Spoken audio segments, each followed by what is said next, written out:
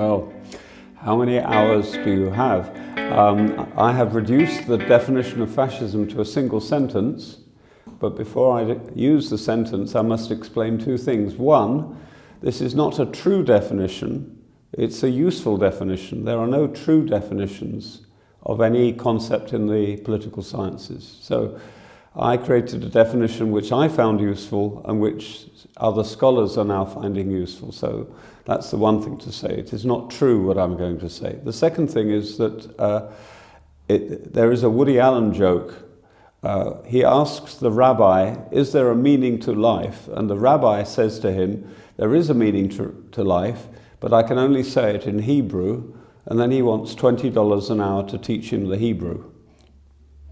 So I have a definition of fascism, but it takes me a whole chapter to explain it. So here is the definition. Fascism is a political ideology whose mythic core, that's the nucleus of the ideology, in its various permutations is a palingenetic form of populist ultranationalism. Now that is too much for the human brain, so I will explain. Fascism has an ideology. It's not an ideology like Marxism or liberalism. It's not a very theoretical or doctrinal ideology, though after successful fascist revolutions a lot was written. But it is an ideology in the sense of Sorel, Georges Sorel. It has a myth. It has a set of ideas that mobilize people. So it's a mobilizing myth. And the core of that myth, in all its many forms, is the rebirth of what I call the ultra nation. This is not the normal liberal nation. This is not the nation that people wanted in the 19th century. This is a new type of nation. This is a totalitarian nation. It is organic. It is mystical. It is not compatible with liberal ideas of citizenship or human rights. It is a special entity. This nation has its enemies. It is being destroyed from within and from without. When these enemies have been destroyed and the state has a monopoly of power, it will create a new nation rooted in the past, rooted in the organic nation, the organic Poles, the organic French, the organic British, whatever. And there will be a new era, a new state, a new order.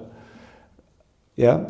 But ideally, even though initially it is a vanguard, like in Leninism, it is a vanguard that will fight for this new nation, an elite, a warrior elite, a paramilitary elite. Eventually it will catch the hearts of the whole people, the real people, not the foreigners and the Jews and the homosexuals and the racially degenerate and the migrants and liberals and all these people. The real nation will be mobilized by this myth, and they will join in. So I'll say the definition again. Fascism is a political ideology whose mythic core, in its various permutations, is a palingenetic, that means rebirth, a palingenetic form of populist ultranationalism.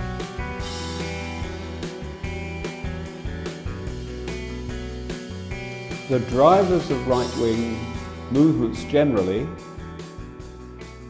is some sort of complex crisis of identity and social well-being. I see the drivers of the far right. Now there is a conservative liberal right.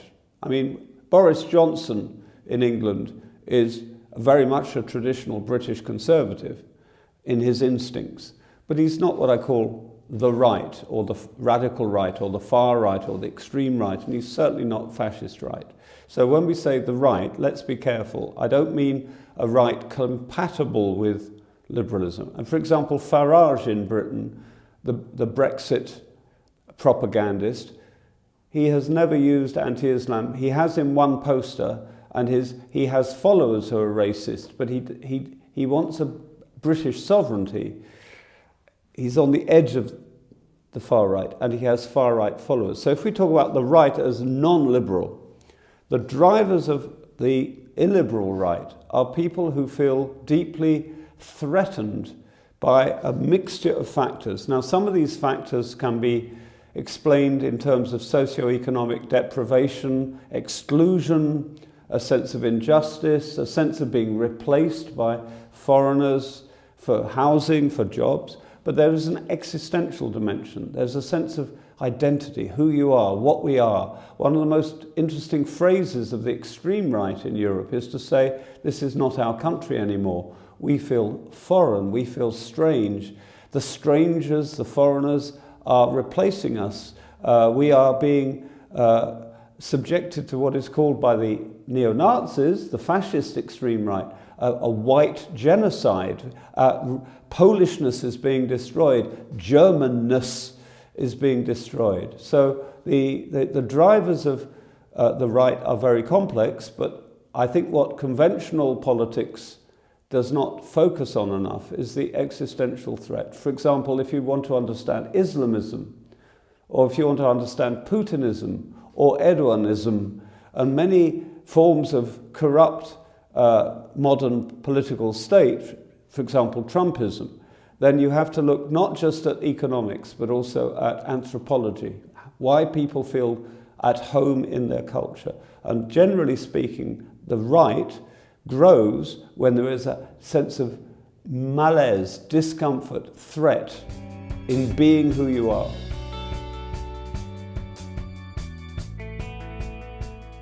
It's complicated, this, but in the 19th century already, in many countries, including Britain, we had an imperialist right that regarded non-British people as savages or inferior. We had a German nationalism which was already deeply illiberal. It had a liberal constitution. The patriotism of the First World War was already illiberal. I would see it as a form of right-wing racism, but rooted in 19th century patriotism and national identity. So already in the 19th century you had illiberal nationalism. Then in the interwar period you get new forms of right. And the right that I am an expert on, because I've spent a very long time on it, is the fascist right. Now, I see the fascist right as a revolutionary right. It's trying to replace the status quo with a new type of nation state, which is not communist and it's not liberal democratic, it is nationalist. Since 1945, there are new forms of right, and it gets very complicated. But now we have what I call a spectrum. In the interwar period, the liberal democratic system was collapsing. The chaos, the socio-economic chaos, especially in places like Austria and Germany and Hungary, was so great that you had revolutionary rights all over the place. Now, since 1945 and the loss of the war by the Nazis and the fascists, there are many new forms of right. For example, we have an intellectual right called the New Right, which is very intellectual and never talks about revolution, but it is still fascist. It doesn't want the liberal order. So you now have a spectrum of rights moving from the overtly neo-Nazi, racist, violent right through an intellectual right, which is very dangerous because it disguises its violence. The violence is postponed. They talk about a cultural revolution. And then we have various forms of identity politics.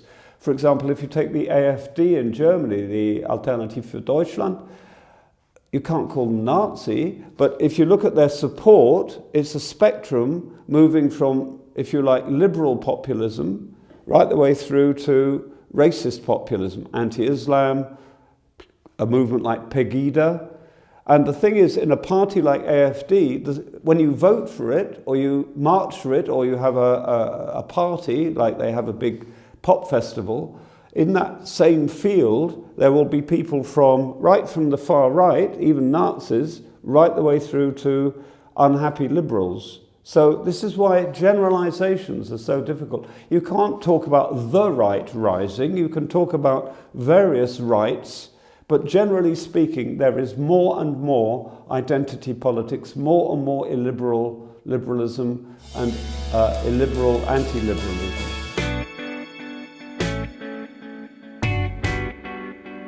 Well, I would say the fascists are not your problem, not the big problem. The problem are a range of rights, because when I was talking about the right there, I forgot to talk about the most dangerous right, which is right-wing governments, who pretend to be liberal but are actually illiberal. Putinism, Orbanism, Erdogan, even people like Assad in Syria, they have elections. They go on television, they talk about the people, they have the discourse, they have the language of liberalism, but they are, in their heart, they are racist, they are anti-liberal, they are totalitarian.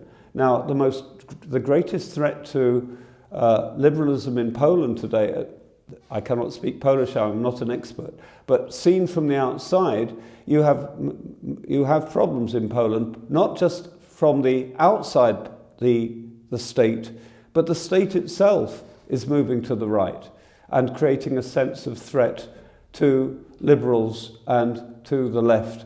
And so but I will make an analogy here with the word cancer. When I was young, there was a thing called cancer, and everybody talked about fighting cancer. But now we know there are many cancers, and each cancer has its own epistemology and its own solution and remedy, and some cancers you can do nothing about, and some you can now cure.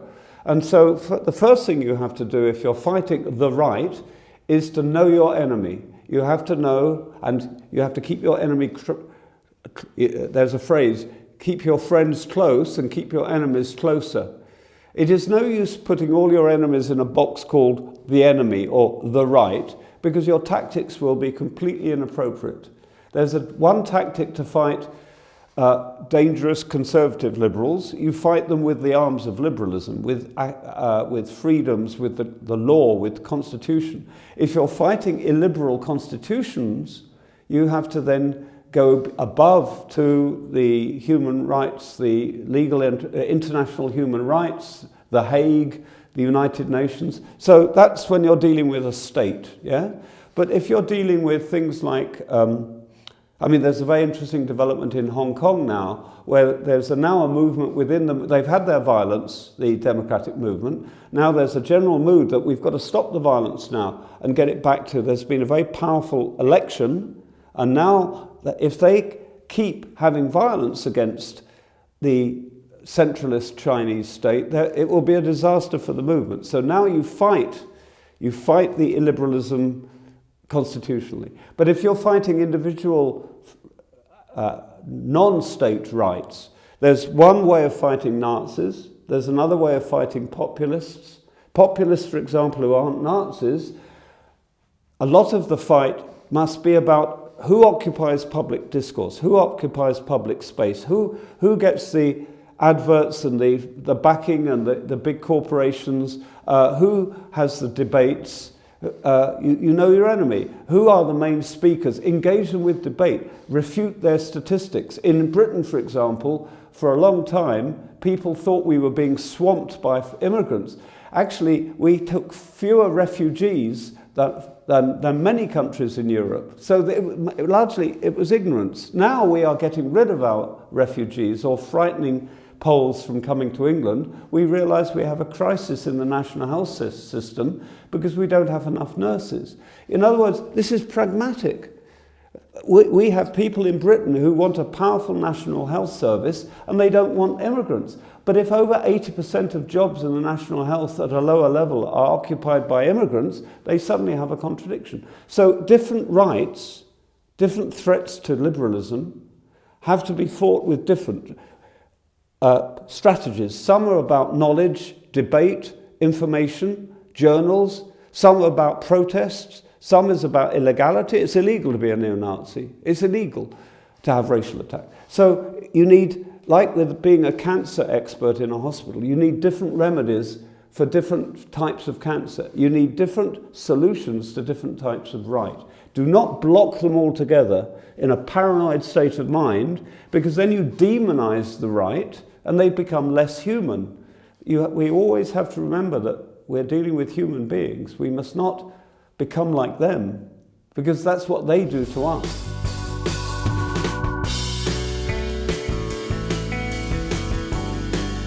Well, it's all about building a civil society. I mean, different European states have different civil traditions. It's especially a problem creating a civil society after the Soviet Empire, because the Soviet Empire destroyed the institution of civil society.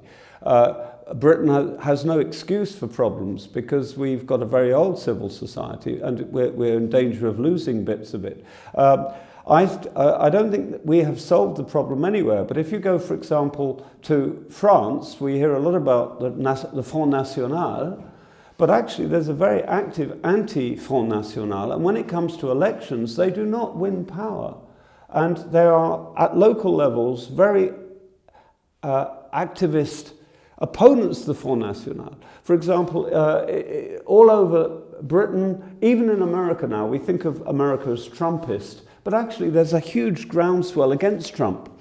All over America, different people are trying to activate American liberalism to defend the welfare state, to defend Obamacare, to fight Trump, now there's a very interesting movement both within the Democratic movement and some Republicans to impeach Trump. So it would be no use assassinating him or just using Trumpist rhetoric against Trump. You use the law. He's done something illegal. Find the illegality.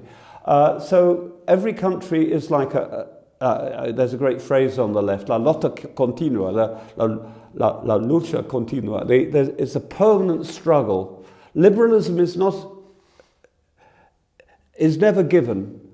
Liberal human rights must always be fought for. The far left know this. They always see capitalism as the permanent enemy that must be continually fought for. But liberalism you also have to fight for. And everybody has to fight micro battles.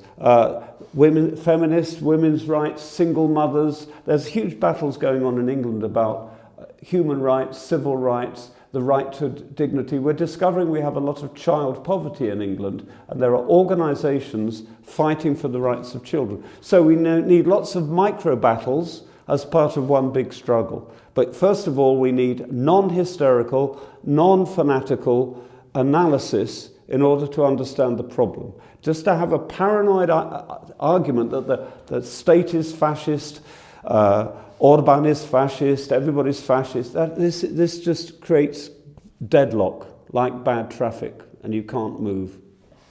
Well, I'll give you one example. Greece, there was a moment at the height, there's the crisis, existential crisis, refugee crisis, collapse of the economy, the European Union, led by Germany, putting huge pressure on Greek banks, even though actually the whole concept of the euro was very questionable, okay? You had the growth of the Golden Dawn. Now that is a fascist part. That's not just populist. I mean, the imagery, the rhetoric, the style of politics.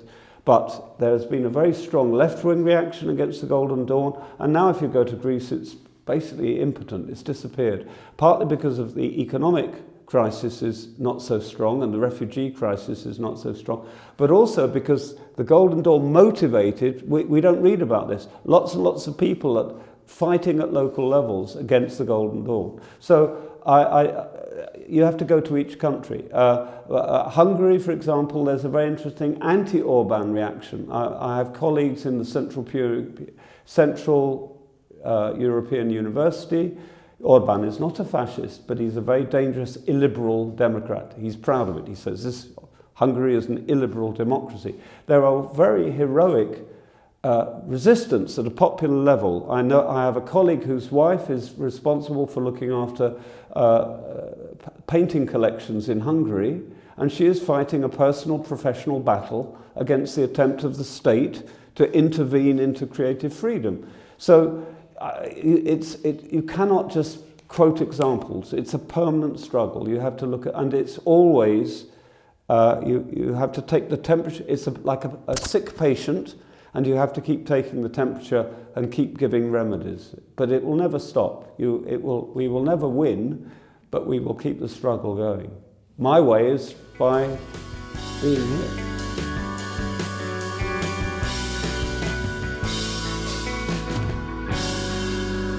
The anti-fascist movement historically in every country was pioneered by the far left.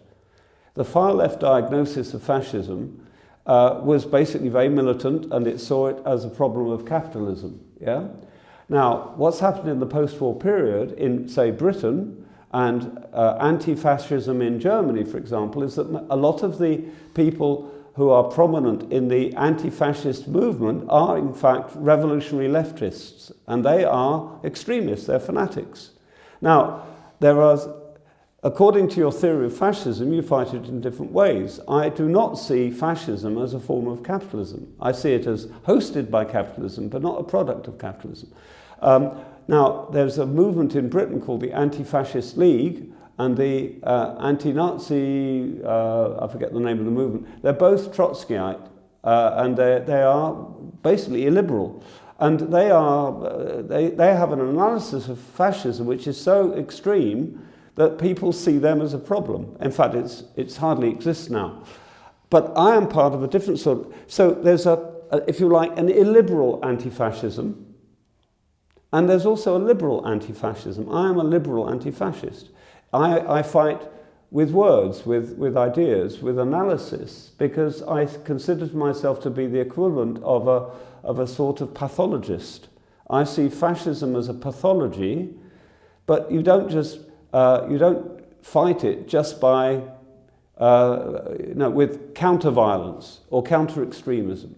And what I don't like is that when you have an anti-fascist march, often you have extremists who try to overtake it and create violence because they feel they're part of a violent collision between two different ideologies. My basic point, and you can see it in Hong Kong now, is there may be moments where violence is necessary, but as a general principle, extremism and violence must be fought, like Gandhi says, with pacifism and with liberalism. Otherwise, you just increase the amount of negative energy in the system. So, but I know that extreme Trotskyist interpretations of fascism would disagree with me. They would see me as a liberal bourgeois intellectual who is part of the problem. And there is no answer to that, but I am very happy to debate with people. Okay, thank you very much. Thank you very much.